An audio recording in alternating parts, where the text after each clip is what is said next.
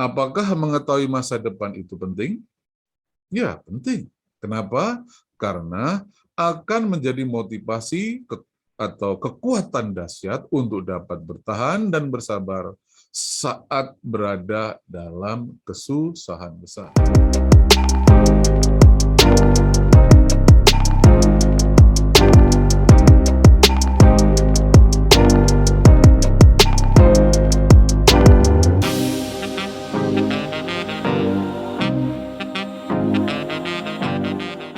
Hai, Salam. Terima kasih sudah mengklik video ini. Terima kasih juga bagi Anda yang sudah subscribe. Bagi Anda yang belum mengenal saya, perkenalkan saya Pendeta Roni Wahyudiono. Di video ini saya berbagi pengertian firman Allah seputar akhir zaman, keserupaan dengan Kristus, dan keselamatan yang sempurna. Saya tidak menggurui, saya hanya berbagi apa yang saya mengerti. Dan semoga apa yang saya bagikan menjadi berkat bagi Anda. Menjalani destiny orang percaya di masa kesusahan besar, entahkah itu kita tertawan atau harus mengungsi ke pedusunan ataupun pegunungan, membutuhkan kekuatan dan kesabaran yang sangat besar, sehingga kita dapat bertahan sampai Tuhan Yesus Kristus datang yang kedua kali. Disinilah perlunya kita mengetahui seperti apakah masa depan kita. Mengapa? Karena mengetahui masa depan kita akan memberi kita kekuatan untuk bertahan sampai Tuhan Yesus Kristus datang yang kedua kali. Untuk itulah saya akan membagikan pengertian firman Allah yang berjudul Masa Depan Sungguh Ada, yaitu masa depan yang datang bersamaan dengan kedatangan Tuhan Yesus Kristus yang kedua kali setelah kita atau orang percaya mengalami masa kesusahan besar. Ada beberapa hal yang kita akan bahas di video ini. Yang pertama adalah pentingnya mengetahui masa depan, pengertian masa depan, kemudian masa depan yang dekat dan masa depan yang jauh, dan yang terakhir adalah masa depan bagi para pemenang. Sebelum memulai pembahasan ini, jangan lupa subscribe dan tekan lonceng ya, agar supaya Anda dapat notifikasi pada saat saya mengupload video yang baru. Di bawah ini ada logo kepala saya, silahkan diklik, atau tulisan subscribe yang ada di bawah ini yang warna merah, silahkan ditekan. Terima kasih Anda mendukung saya dengan subscribe Anda, dan itu akan memberi kekuatan untuk saya akan membantu Anda terus dengan memberikan berbagai informasi penting sehubungan dengan akhir zaman. Oke, kita akan segera mulai. Ya, kita membahas masa depan sungguh ada. Ini bukan sembarang masa depan, ini adalah masa depan yang akan dimulai pada saat Tuhan Yesus Kristus datang kembali.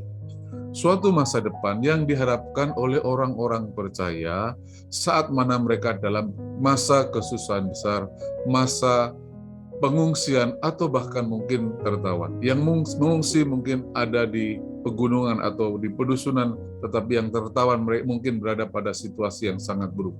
Nah, kedatangan Tuhan Yesus Kristus inilah kedatangan masa depan yang kita harapkan itu. Ketika Tuhan Yesus Kristus datang, maka masa depan yang luar biasa itu akan dimulai. Nah, saya percaya bahwa memahami masa depan itu sangat penting, khususnya bagi orang-orang yang sedang tertawan di pengungsian, di pegunungan, maupun di pedusunan. Kita akan membahas pentingnya mengetahui masa depan, khususnya di saat orang-orang percaya mengalami penderitaan. Nah, untuk itu kita akan belajar kepada satu tokoh penting, satu tokoh yang sukses atau berhasil mengalami penderitaan dalam hidupnya. Tokoh itu bernama Ayub. Kita akan belajar dari Ayub, manusia yang sukses menderita. Nah, kita semua tahu ya, Ayub mengalami penderitaan yang luar biasa.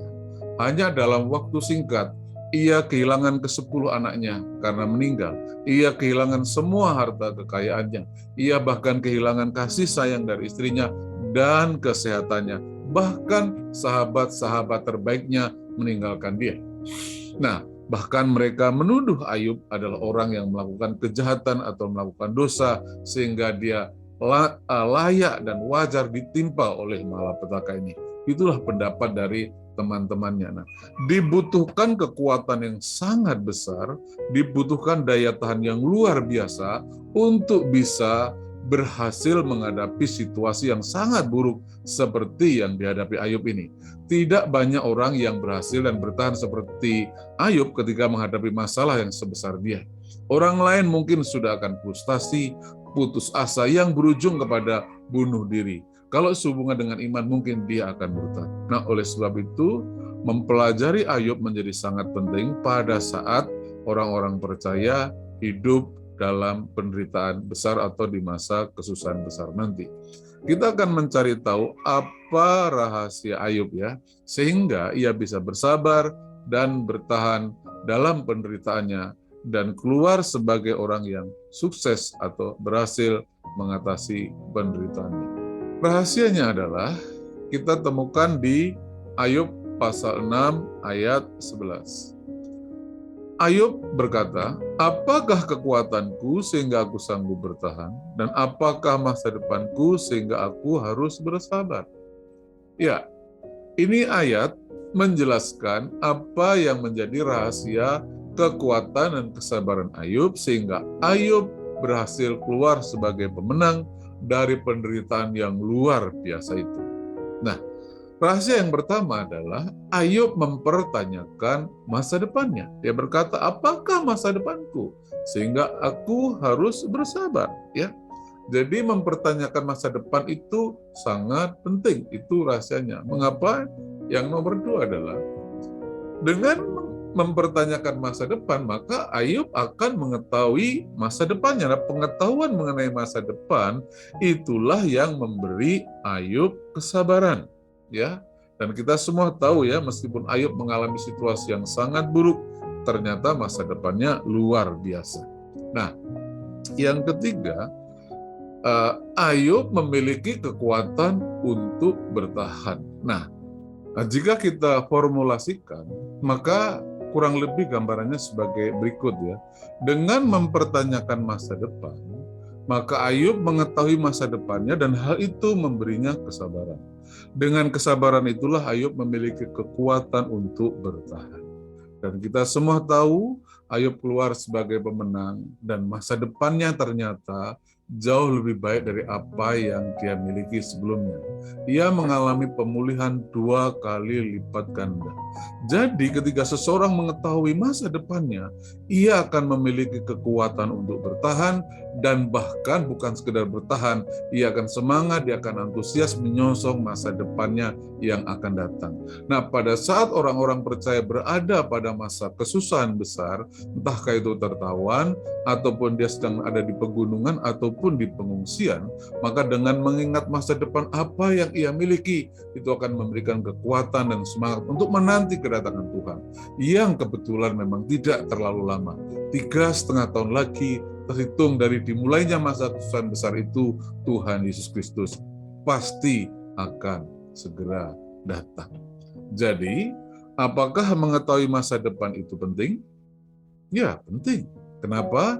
Karena akan menjadi motivasi atau kekuatan dahsyat untuk dapat bertahan dan bersabar saat berada dalam kesusahan besar. Ada 3 pelajaran penting dari apa yang dialami oleh Ayub ini ya. Yang pertama, pada saat mengalami penderitaan, mengetahui masa depan itu penting. Ya, itulah sebabnya Anda perlu belajar dan mengetahui apa masa depanmu di dalam Yesus. Yang kedua, pengetahuan mengenai masa depan akan memberi kekuatan atau motivasi untuk bertahan. Dalam arti tidak menyerah pada keadaan, meskipun sukar, bahkan sangat sukar sekali dan sangat berat sekali. Tapi masa depan yang ada di depan kita itu akan memberi kita kekuatan. Yang ketiga, orang yang mengetahui masa depannya akan bersabar dalam penderitaannya. Orang-orang seperti ini akan memiliki kekuatan yang luar biasa.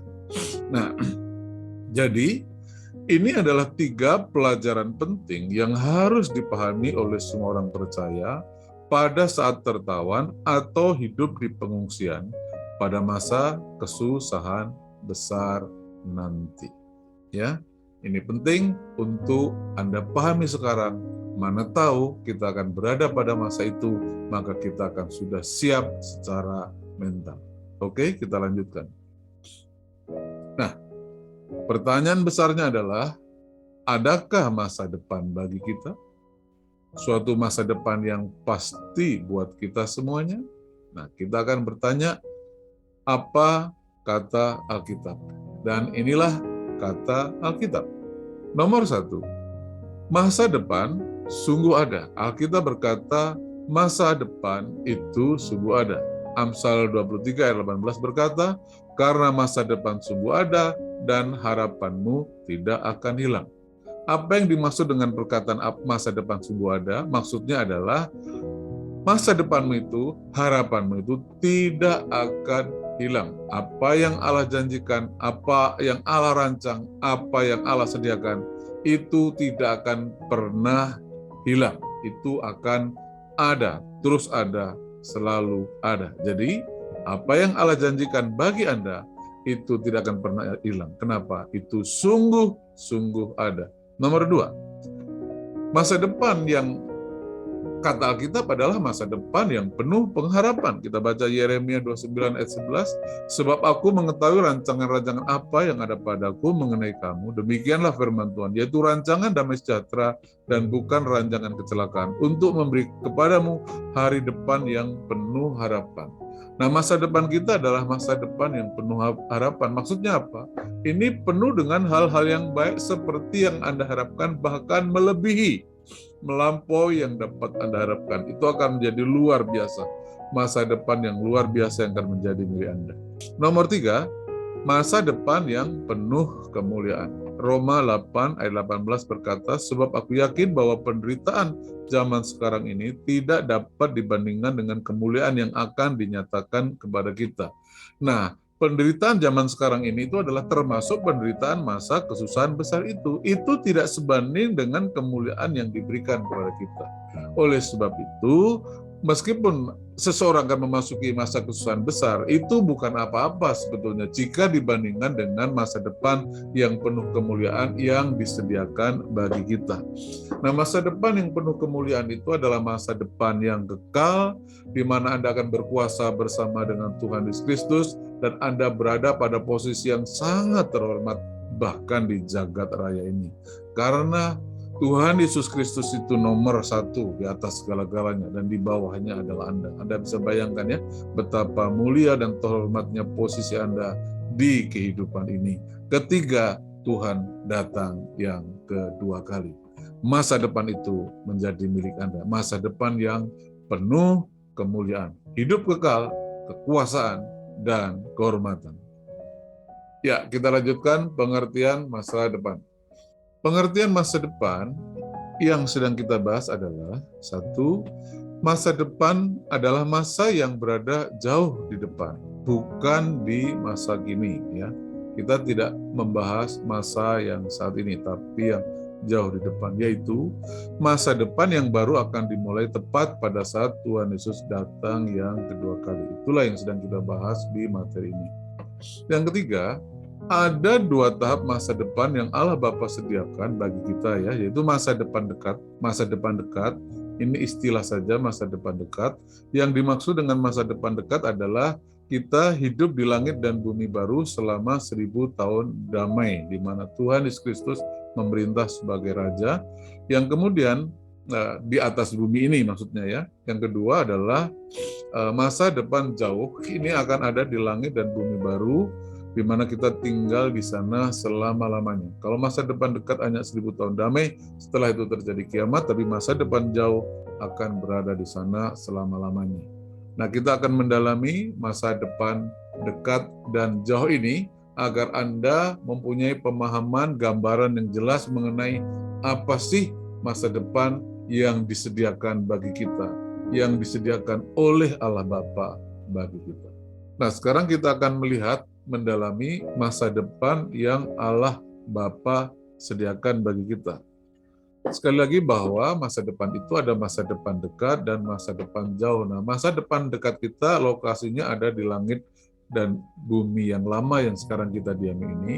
pusat kotanya di Yerusalem yang ada di timur tengah sana ya, selama 1000 tahun damai. Anda bisa baca itu di Wahyu 20 ayat 1 sampai 6. Nah, sedangkan nanti setelah 1000 tahun damai akan terjadi kiamat ya, langit dan bumi yang lama ini akan lenyap dan kita akan dipindahkan ke langit dan bumi yang baru. Inilah masa depan kita yang masih jauh, tapi yang jelas-jelas masa depan yang ada disediakan untuk kita. Kita akan tinggal di kota Yerusalem baru yang ada di sana. Anda bisa untuk selama-lamanya ya, bukan untuk 1000 tahun, tapi untuk selama-lamanya. Anda bisa membaca itu di Wahyu 22 ayat 1 sampai dengan ayat 5. Oke ya, jelas ya. Nah, kita akan melihat, pertama kita akan membahas masa depan dekat, setelah itu kita akan membahas masa depan jauh yang Allah Bapa sediakan bagi kita. Ya, masa depan dekat nomor 1, kita akan memiliki tubuh abadi. Kita baca firman Tuhan 1 Korintus 15, 51, 54. Sesungguhnya aku menyatakan kepadamu suatu rahasia, kita tidak akan mati semuanya, tetapi kita semuanya akan diubah dalam sekejap mata pada waktu bunyi nafiri terakhir. Sebab nafiri akan berbunyi dan orang-orang mati akan dibangkitkan dalam keadaan yang tidak dapat binasa, dan kita semua akan diubah.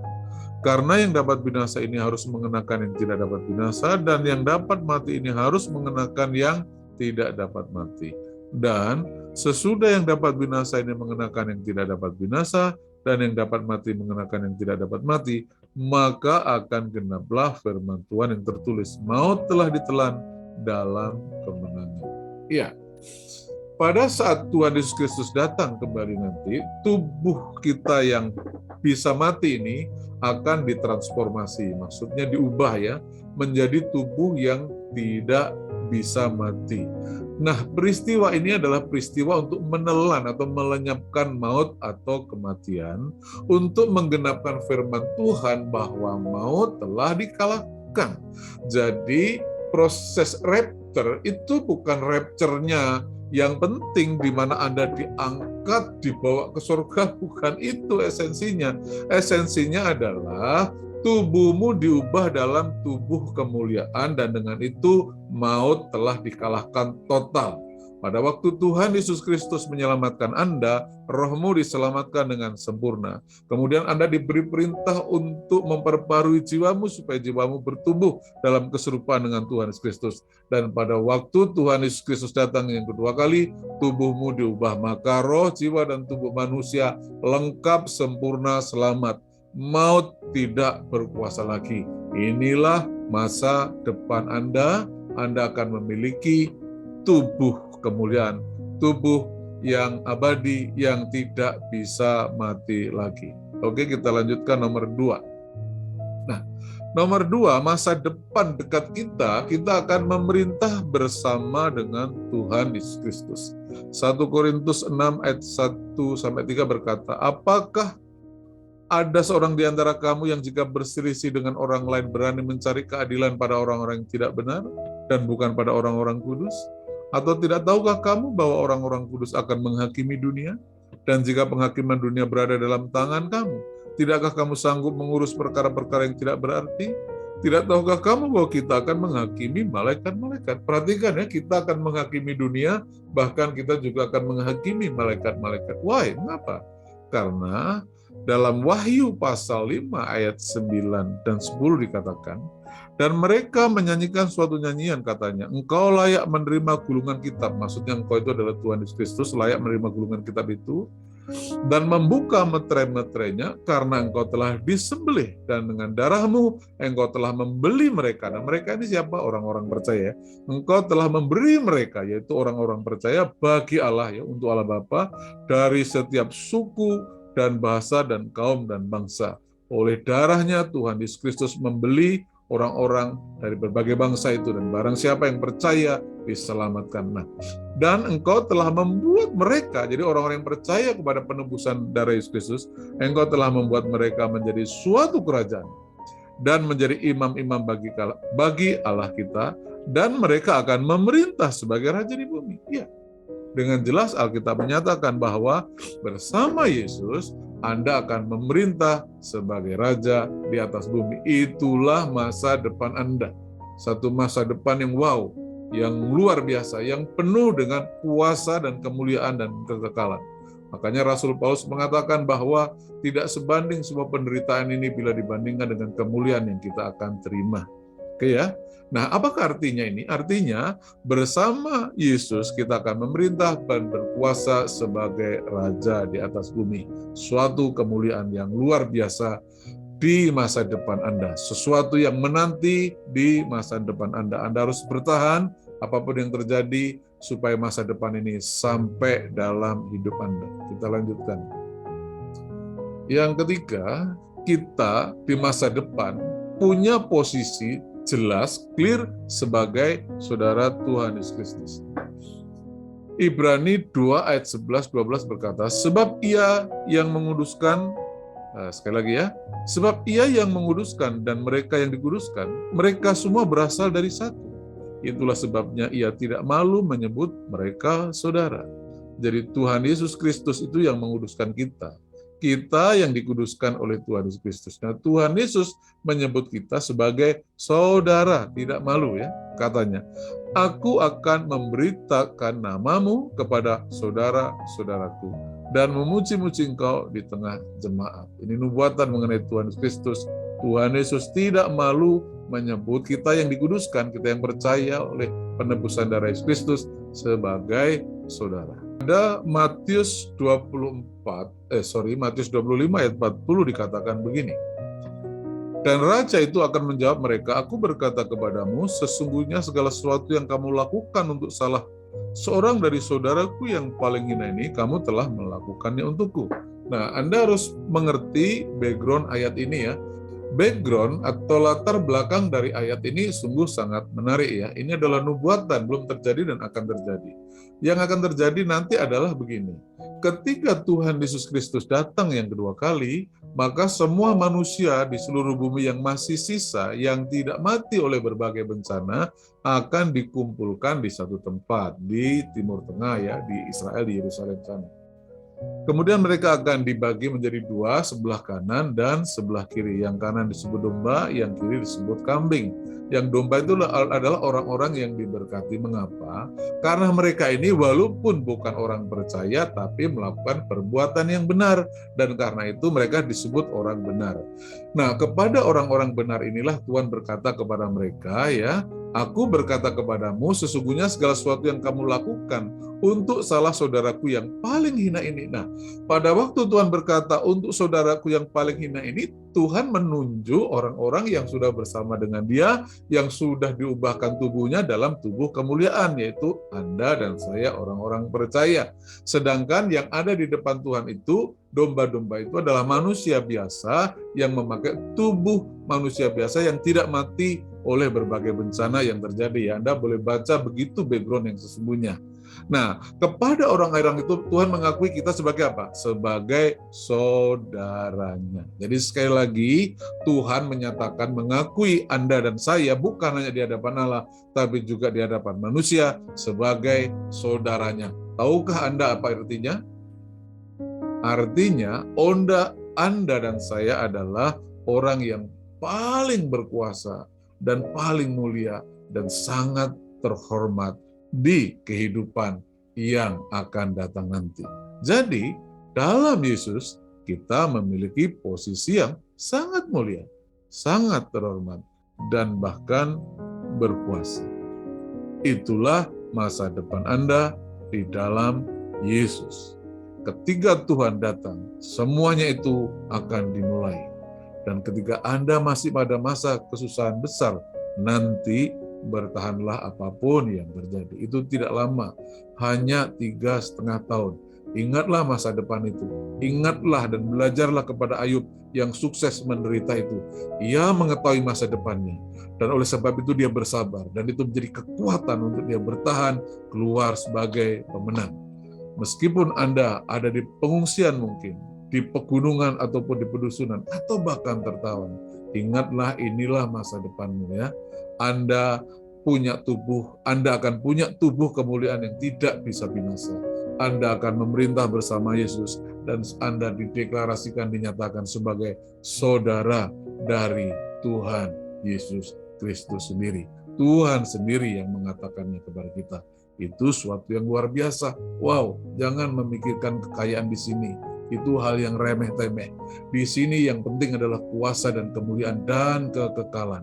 Itulah yang dikatakan Paulus bahwa kemuliaan yang akan kamu terima tidak sebanding dengan semua yang kamu derita di zaman ini, termasuk penderitaan di zaman kesusahan besar. Oke?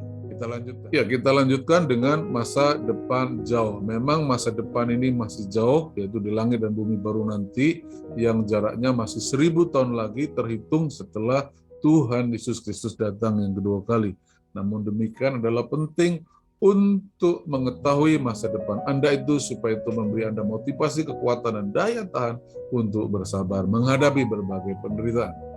Nah, nomor 1 masa depan jauh kita adalah kita akan pindah ke langit dan bumi baru. Dikatakan di Wahyu pasal 21 ayat 1, lalu aku melihat langit yang baru dan bumi yang baru, sebab langit yang pertama dan bumi yang pertama telah berlalu dan laut pun tidak ada lagi.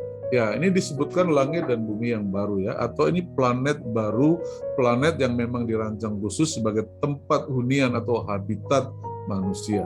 Nah, di sini kita akan berada pada situasi yang serba baru. Kita akan tinggal pada habitat manusia yang segala-galanya baru. Banyak hal kita akan lupakan, kita akan abaikan tentang dunia kita di masa lalu yang penuh dengan kesedihan, penuh dengan air mata, penuh dengan kedukaan, kejahatan, kematian, dan berbagai hal buruk yang manusia pernah alami sebelumnya.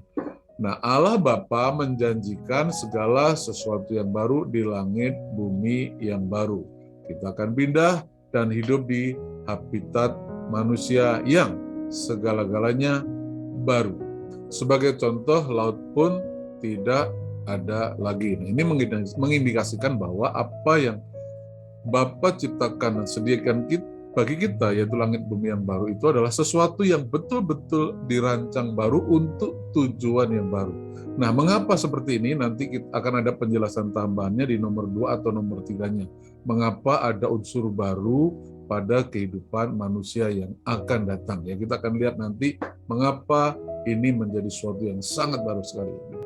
Masa depan jauh kita yang nomor 2 adalah menjadi penduduk kota Yerusalem baru. Dikatakan, dan aku melihat kota yang kudus Yerusalem baru turun dari surga dari Allah. Perhatikan ya, turun dari surga dari Allah Bapa kita, yang berhias bagaikan pengantin perempuan yang berdandan untuk suaminya.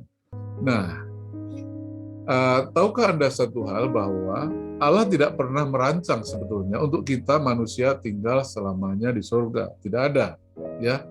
Anda tidak akan menemukan janji itu dalam Alkitab. Yang Bapa janjikan adalah kita akan memperoleh hidup yang kekal. Untuk hidup yang kekal, Anda tidak harus di surga. Anda bisa berada di lokasi manapun di jagat raya ini, termasuk di langit bumi yang baru ini.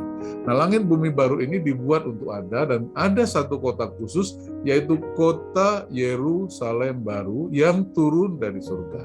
Nah, artinya apa? Artinya bahwa meskipun ini bukan surga, tapi atmosfernya, suasananya mirip di surga, karena ini bahan-bahannya dan beberapa yang menghuni di dalamnya memang berasal-usul dari surga. Jadi atmosfer surgawi, cita rasa surga, bahan-bahan surga ada di kota Yerusalem baru yang turun dari surga itu. Jadi meskipun kita tinggal di bumi, dan tepatnya di kota Yerusalem baru itu akan serasa tinggal di surga.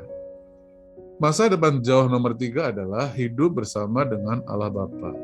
Wahyu 12 ayat 3 berkata, lalu aku mendengar suara yang nyaring dari tahta itu berkata, lihatlah kemah Allah ada di tengah-tengah manusia, dan ia akan diam bersama-sama dengan mereka. Mereka akan menjadi umatnya, dan ia akan menjadi Allah mereka. Jadi, keinginan terbesar Allah Bapa untuk tinggal bersama dengan kita terpenuhkan, tergenapkan di sini. Inilah yang membuat Yerusalem baru, kota Yerusalem baru, mempunyai banyak unsur baru. Karena apa? Kenapa? Karena ada penduduk baru, yaitu Allah Bapa.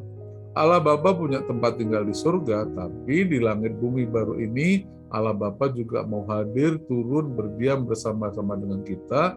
Itulah sebabnya dirancang, dibuat khusus kota Yerusalem yang baru yang turun dari surga itu, karena Allah Bapa ingin berdiam bersama-sama dengan kita. Dan di sini pula lah perjalanan iman kita berakhir.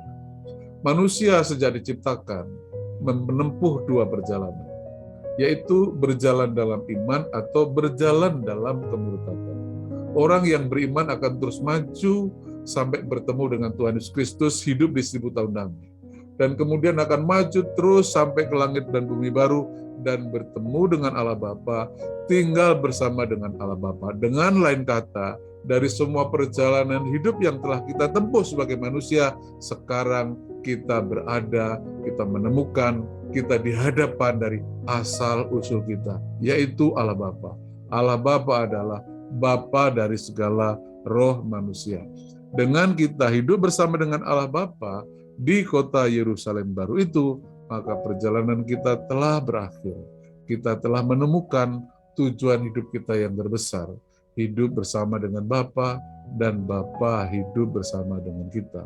Dalam kasih sayangnya, kemurahannya, kebaikannya yang luar biasa itu. Oke? Masa depan jauh nomor 4 adalah mengalami kebahagiaan abadi. Ayat 4 berkata, dan ia akan menghapus segala air mata dari mata mereka, dan maut tidak akan ada lagi, tidak akan ada lagi perkabungan atau ratap tangis atau duka cita, sebab segala sesuatu yang lama itu telah berlalu. Ya, pola hidup, cara hidup di dunia kita yang saat ini, yang mana semua orang mengalami kedukaan, meneteskan air mata karena kehilangan orang-orang yang dikasihi, seperti kematian dan sebagainya, itu menjadi bagian yang tak terelakkan.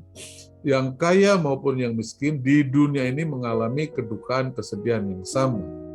Kebahagiaan yang sejati sebetulnya tidak ada di dunia ini. Kalau Anda ingin mengalami kebahagiaan yang sejati, Anda hidup bahagia tanpa ada alasan untuk mengucurkan air mata. Entahkah itu air mata karena masalah ekonomi, air mata masalah kesehatan, air mata masalah kesusahan, bahaya perang, bahaya bencana, dan sebagainya, itu tidak ada lagi di langit dan bumi baru. Jadi jika Anda ingin mengalami kebahagiaan abadi, Anda harus sampai di tempat ini, di langit bumi baru, di kota Yerusalem baru. Inilah tempat yang dinantikan, yang dicari oleh semua umat manusia. Dan kalau Anda percaya Yesus, Anda punya masa depan yang luar biasa ini. Anda akan mengalami kebahagiaan abadi di langit dan bumi yang baru, di tempat di mana Anda menemukan kebahagiaan yang sejati. Nah, inilah gambaran singkat mengenai masa depan yang jauh ya. Jika Anda ingin memahami langit dan bumi baru, cari video saya nanti yang berjudul Langit dan Bumi Baru. Cuma tidak dalam waktu singkat ini. Itu masih akan beberapa bulan yang akan datang ya. Nanti akan ada judulnya ini, Langit dan Bumi Baru. Saya akan membahas itu secara mendalam dan menarik bagi Anda. Ya itulah tadi masa depan kita di dalam Tuhan ya. Masa depan yang akan kita mulai tepat pada saat Tuhan datang kedua kali ke atas bumi. Ada masa depan dekat dan masa depan jauh. Nah, pertanyaan besarnya sekarang adalah, siapa yang berhak atas masa depan itu? Siapa yang akan sampai di sana? Apakah semua orang percaya? Ya, tidak ada kepastian untuk itu. Tapi yang pasti, inilah yang akan memperoleh masa depan itu, yaitu orang-orang yang menang. Dalam arti, yang tidak murtad selama masa kesusahan besar itu terjadi. Karena masa kesusahan besar adalah persiapan dan pengujian terakhir bagi semua orang yang ingin hidup bersama dengan Allah di masa depan yang luar biasa yang sudah Allah Bapa sediakan. Sesuatu yang tidak sebanding dengan penderitaan pada zaman ini. Jika seseorang karena penderitaan tidak menghargai kemuliaan kekal itu, orang itu memang tidak pantas berada pada kemuliaan kekal. Tapi orang-orang yang mengabaikan penderitaan, yang menganggap enteng dan ringan semua kesusahan besar itu, mereka memang layak memperoleh semuanya. Hanya orang-orang yang menanglah yang akan memperoleh semuanya ini. Sebagaimana yang dikatakan oleh Allah Bapa melalui Tuhan Yesus Kristus di Wahyu pasal 21 ayat 5 dan 7 dikatakan begini. Ia yang duduk di atas tahta itu berkata, ini Allah Bapa ya, lihatlah aku menjadikan segala sesuatu baru. Nah, atas segala sesuatu yang baru ini Bapa menjelaskan, barang siapa menang. Apa maksudnya? Jika dia menang, dari semua proses perjalanan kehidupannya dia menang dan tidak murtad, maka ia akan memperoleh semuanya ini. Dan aku akan menjadi Allahnya, dan ia akan menjadi anakku. Sekali lagi Bapak Ibu, di masa kesusahan besar nanti, entahkah Anda tertawan, entahkah Anda ada di pegunungan ataupun di pengungsian, bertahanlah. Ingat masa depanmu yang luar biasa di dalam Yesus Kristus itu. Itu melampaui, itu tidak sebanding dengan semua penderitaan yang ada.